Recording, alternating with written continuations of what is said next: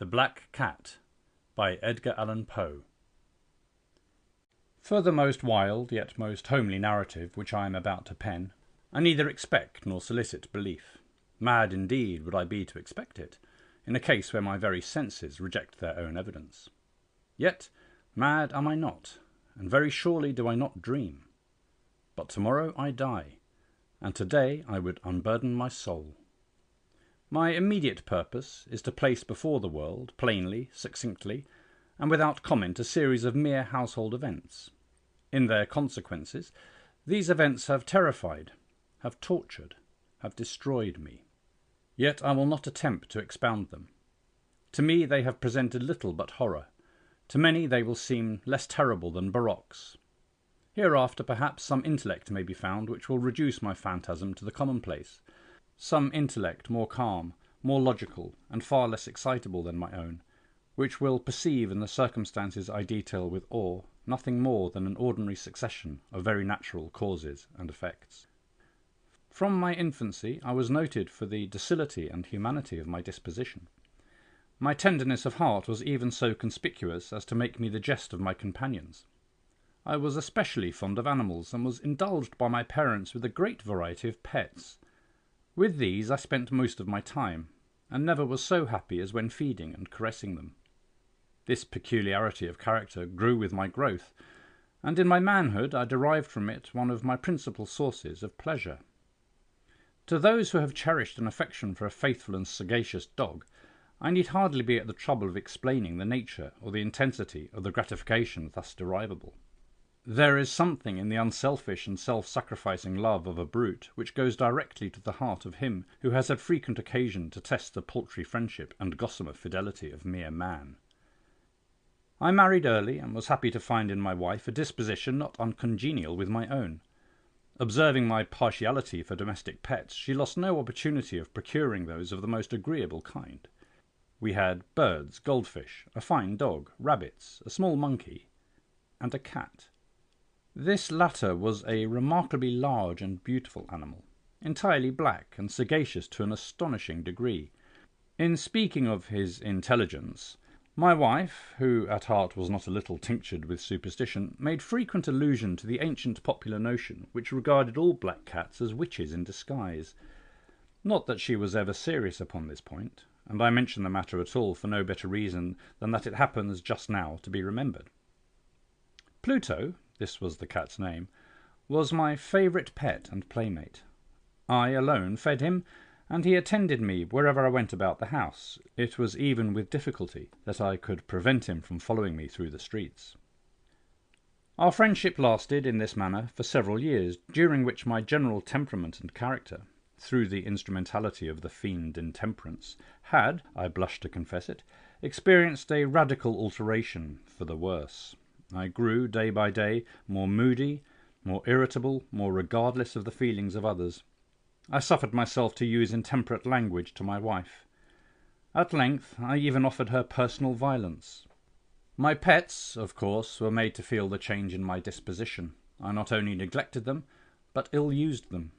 For Pluto, however, I still retained sufficient regard to restrain me from maltreating him, as I made no scruple of maltreating the rabbits, the monkey, or even the dog, when by accident or through affection they came in my way. But my disease grew upon me, for what disease is like alcohol? And at length even Pluto, who was now becoming old, and consequently somewhat peevish, even Pluto began to experience the effects of my ill temper. One night, returning home much intoxicated from one of my haunts about town, I fancied that the cat avoided my presence. I seized him, when, in his fright at my violence, he inflicted a slight wound upon my hand with his teeth. The fury of a demon instantly possessed me.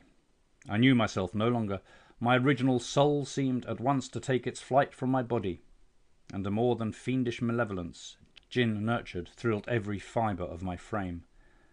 I took from my waistcoat pocket a penknife, opened it, grasped the poor beast by the throat, and deliberately cut one of its eyes from the socket. I blush, I burn, I shudder while I pen the damnable atrocity.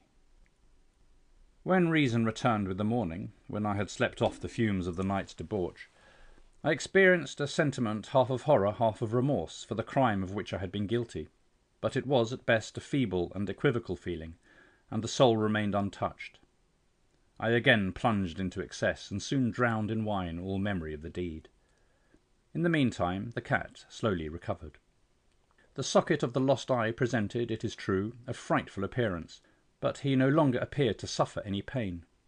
He went about the house as usual, but, as might be expected, fled in extreme terror at my approach. I had so much of my old heart left as to be at first grieved by this evident dislike on the part of a creature which had once so loved me, but this feeling soon gave place to irritation, and then came, as if to my final and irrevocable overthrow, the spirit of perverseness. Of this spirit philosophy takes no account. Yet I am not more sure that my soul lives than I am that perverseness is one of the primitive impulses of the human heart, one of the indivisible primary faculties or sentiments which give direction to the character of man. Who has not, hundreds of times, found himself committing a vile or silly action for no other reason than because he knows he should not? Have we not a perpetual inclination, in the teeth of our best judgment, to violate that which is law merely because we understand it to be such? This spirit of perverseness, I say, came to my final overthrow. It was this unfathomable longing of the soul to vex itself, to offer violence to its own nature, to do wrong for the wrong's sake only, that urged me to continue and finally to consummate the injury I had inflicted upon the unoffending brute. One morning, in cold blood, I slipped a noose about its neck and hung it to the limb of a tree, hung it with the tears streaming from my eyes and the bitterest remorse at my heart, hung it because I knew that it had loved me, and because I felt it had given me no offence, hung it because I knew that in so doing I was committing a sin, a deadly sin that would so jeopardize my immortal soul as to place it, if such a thing were possible, even beyond the reach of the infinite mercy of the most merciful and most terrible God. On the night of the day on which this cruel deed was done, I was aroused from sleep by the cry of "Fire!" The curtains of my bed were in flames. The whole house was blazing. It was with great difficulty that my wife, a servant, and myself made our escape from the conflagration. The destruction was complete. My entire worldly wealth was swallowed up, and I resigned myself therefore to despair. I am above the weakness of seeking to establish a sequence of cause and effect between the disaster and the atrocity, but I am detailing a chain of facts and wish not to leave even a possible link imperfect. On the day succeeding the fire, I visited the ruins. The walls, with one exception, had fallen in. This exception was found in a compartment wall, not very thick, which stood about the middle of the house, and against which had rested the head of my bed. The plastering had here, in great measure, resisted the action of the fire, a fact which I attributed to its having been recently spread. About this wall a dense crowd were collected, and many persons seemed to be examining a particular portion of it with very minute and eager attention. The words strange, singular, and other similar expressions excited my curiosity. I approached and saw, as if graven in bas-relief upon the white surface, the figure of a gigantic cat. The impression was given with an accuracy truly marvellous. There was a rope about the animal's neck. When I first beheld this apparition, for I could scarcely regard it as less, my wonder and my terror were extreme. But at length reflection came to my aid. The cat, I remembered, had been hung in a garden adjacent to the house. Upon the alarm of fire, this garden had been immediately filled by the crowd, by someone of whom the animal must have been cut from the tree and thrown through an open window into my chamber. This had probably been done with the view of arousing me from sleep. The falling of other walls had compressed the victim of my cruelty into the substance of the freshly spread plaster, the lime of which, with the flames and the ammonia from the carcass, had then accomplished the portraiture as I saw it. Although I thus readily accounted to my reason, if not altogether to my conscience, for the startling fact just detailed, it did not the less fail to make a deep impression upon my fancy. For months I could not rid myself of the phantasm of the cat, and during this period there came back into my spirit a half-sentiment that seemed, but was not, remorse.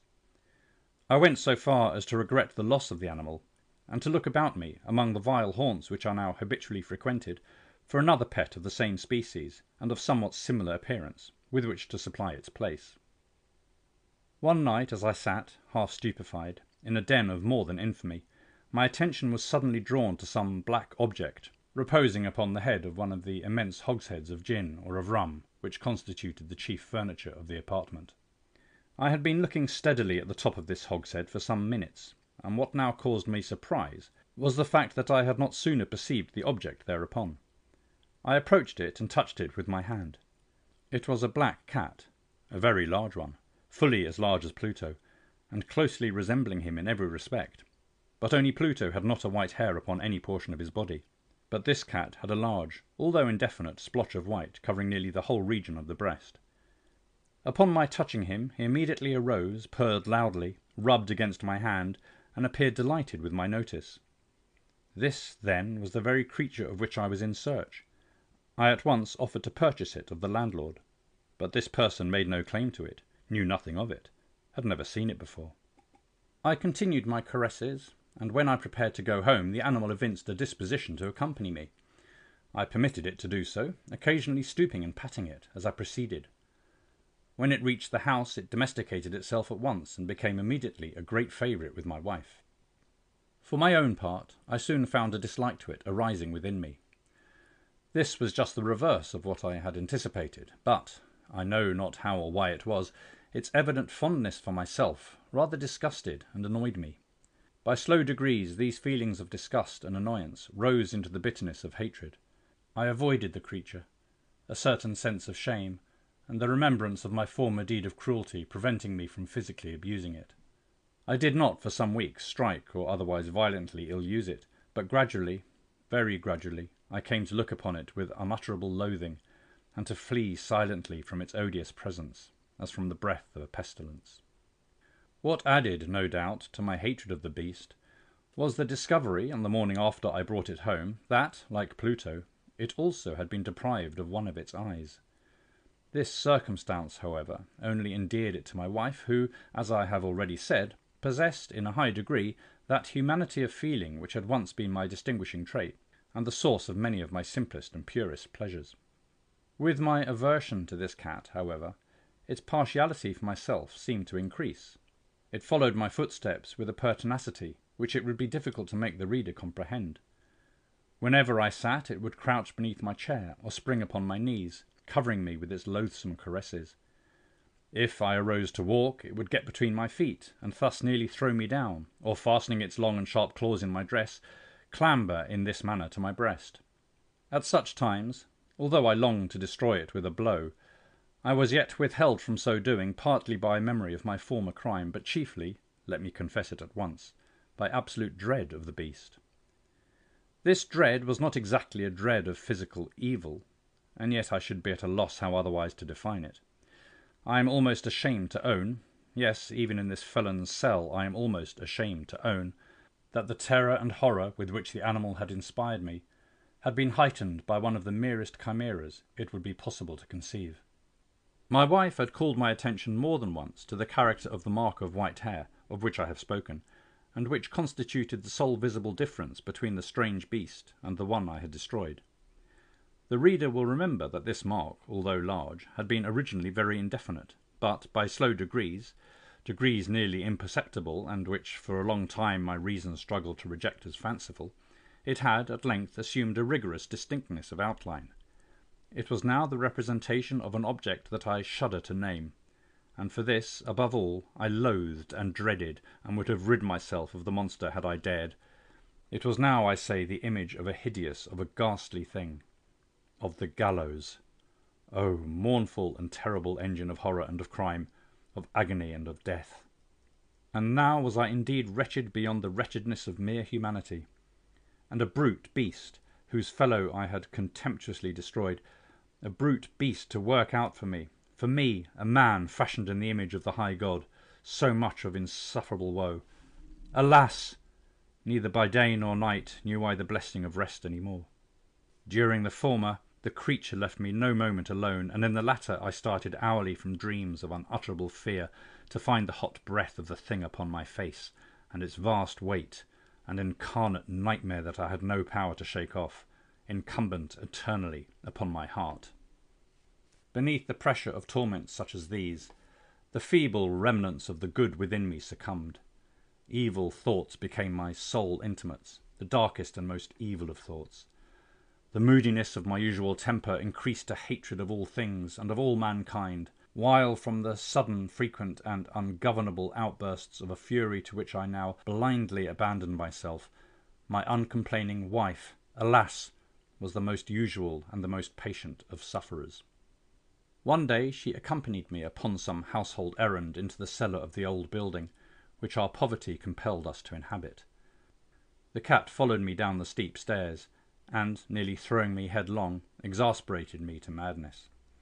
Uplifting an axe, and forgetting in my wrath the childish dread which had hitherto stayed my hand, I aimed a blow at the animal, which, of course, would have proved instantly fatal had it descended as I wished.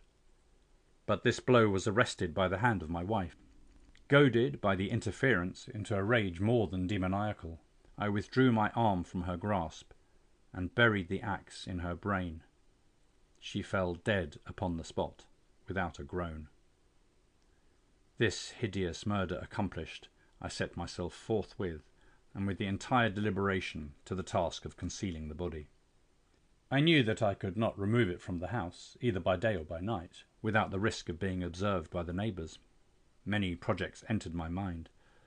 At one period I thought of cutting the corpse into minute fragments and destroying them by fire. At another I resolved to dig a grave for it in the floor of the cellar. Again I deliberated about casting it into the well in the yard, about packing it in a box as if merchandise, with the usual arrangements, and so getting a porter to take it from the house. Finally I hit upon what I considered a far better expedient than either of these. I determined to wall it up in the cellar, as the monks of the Middle Ages are recorded to have walled up their victims. For a purpose such as this, the cellar was well adapted. Its walls were loosely constructed, and had lately been plastered throughout with a rough plaster, which the dampness of the atmosphere had prevented from hardening. Moreover, in one of the walls was a projection, caused by a false chimney, or fireplace, that had been filled up and made to resemble the rest of the cellar. I made no doubt that I could readily displace the bricks at this point, insert the corpse, and wall the whole up as before, so that no eye could detect anything suspicious. And in this calculation I was not deceived. By means of a crowbar I easily dislodged the bricks, and, having carefully deposited the body against the inner wall, I propped it in that position, while, with little trouble, I relaid the whole structure as it originally stood. Having procured mortar, sand, and hair with every possible precaution, I prepared a plaster which could not be distinguished from the old, and with this I very carefully went over the new brickwork. When I had finished, I felt satisfied that all was right. The wall did not present the slightest appearance of having been disturbed. The rubbish on the floor was picked up with the minutest care. I looked around triumphantly and said to myself, "Here, at least, then, my labour has not been in vain." My next step was to look for the beast which had been the cause of so much wretchedness, for I had at length firmly resolved to put it to death. Had I been able to meet with it at the moment, there could have been no doubt of its fate. But it appeared that the crafty animal had been alarmed at the violence of my previous anger, and forbore to present itself in my present mood. It is impossible to describe or to imagine the deep, the blissful sense of relief which the absence of the detested creature occasioned in my bosom. It did not make its appearance during the night, and thus, for one night at least since its introduction into the house, I soundly and tranquilly slept. I slept even with the burden of murder upon my soul. The second and the third day passed, and still my tormentor came not. Once again I breathed as a free man. The monster, in terror, had fled the premises for ever. I should behold it no more. My happiness was supreme. The guilt of my dark deed disturbed me but little. Some few inquiries had been made, but these had been readily answered. Even a search had been instituted, but, of course, nothing was to be discovered. I looked upon my future felicity as secured. Upon the fourth day of the assassination, a party of the police came very unexpectedly into the house, and proceeded again to make a rigorous investigation of the premises. Secure, however, in the inscrutability of my place of concealment, I felt no embarrassment whatever. The officers bade me accompany them in their search. They left no nook or corner unexplored. At length, for the third or fourth time, they descended into the cellar. I quivered not in a muscle. My heart beat as calmly as that of one who slumbers in innocence. I walked the cellar from end to end. I folded my arms upon my bosom and roamed easily to and fro.